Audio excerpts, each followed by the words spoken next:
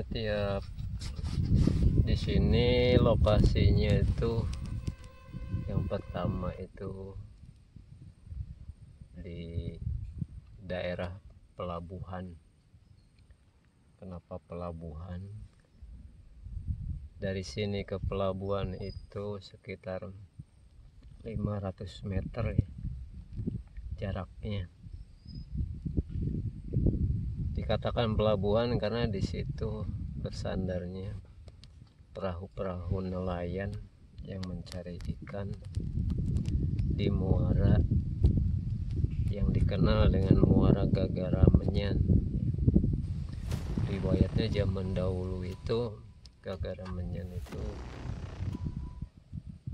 di tengahnya itu ada tempat yang dikeramatkan.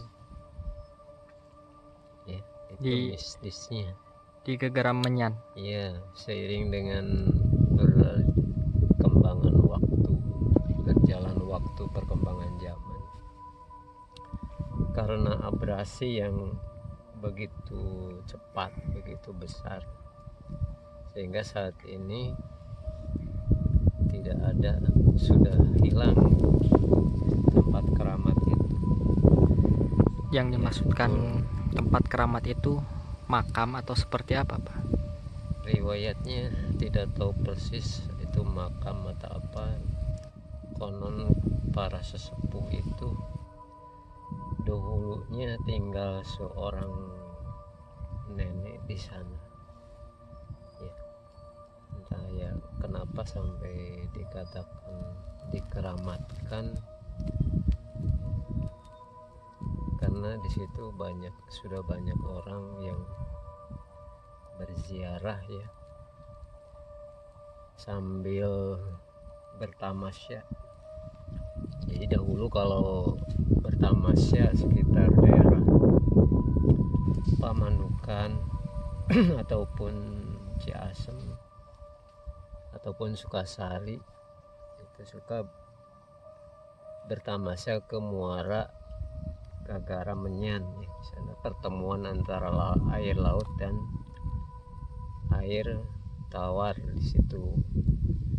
Ya, saya sendiri sering kali ke sana pada zaman dahulu kala, tetapi sekarang sudah tidak ada daratan yang digunakan untuk bersandar pada zaman dahulu. Sekarang sudah menjadi lautan karena pengaruh abrasi. Itu sisi mistisnya. Bahkan sampai sekarang abrasi itu sudah hampir mengikis puluhan kilometer ya. Kalau dahulu dari pelabuhan ke muara itu ya ada sekitar 10 kilometer ya. Sekarang sudah hampir habis ya. Bahkan pelabuhan ke laut itu sudah tidak ada 10 kilometer ya, paling sekitar 2 kilo gitu ya. Pengaruh abrasi sampai yang Bapak lihat di sini, di mana posisi kami berada di sini, ini ke arah sana sudah tambaknya rusak, artinya tanggulnya sudah terpotong, jebol ya, terkena abrasi. Tinggal tambak ini saja satu di lokasi ini yang masih dikatakan bagus ya, karena memang dirawat. Tapi ya sekarang karena petani tambak itu mengeluh dengan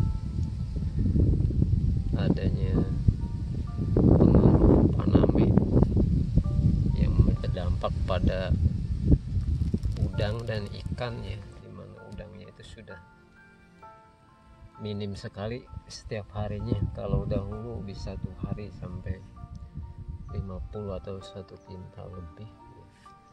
Untuk tambak-tambak yang besar ya, sekitar ukuran 3 sampai 5 hektar. Kalau sekarang paling dapat ya 2 on, 1 on ya. Sehingga biaya untuk memperbaiki atau memelihara itu tidak ada. Ya, dibiarkan begitu saja ya, tampak-tampaknya sudah banyak yang jebol, banyak yang berubah drastis di sini.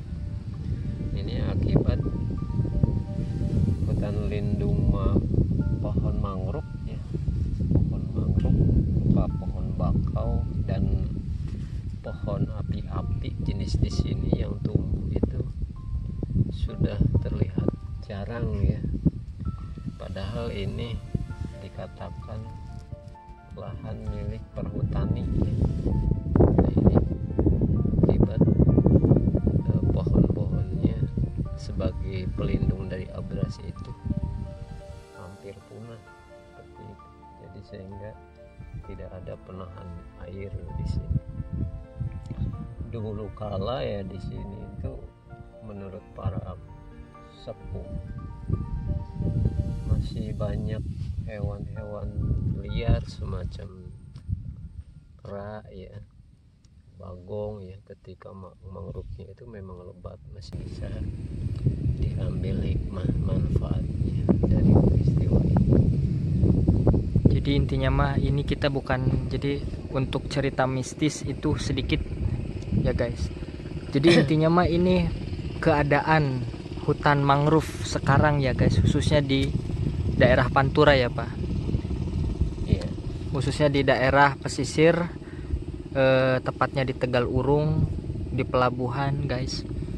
Jadi kondisi hutan bakau sekarang dan hutan bakau pada waktu itu, yang Pak Pendi menceritakan bahwasanya dulu itu sampai yang namanya hewan-hewan itu hidup di sini dengan damai guys, sampai banyak guys yang namanya kera, seperti babi hutan, burung-burung dan lain-lain. Share. Assalamualaikum warahmatullahi wabarakatuh.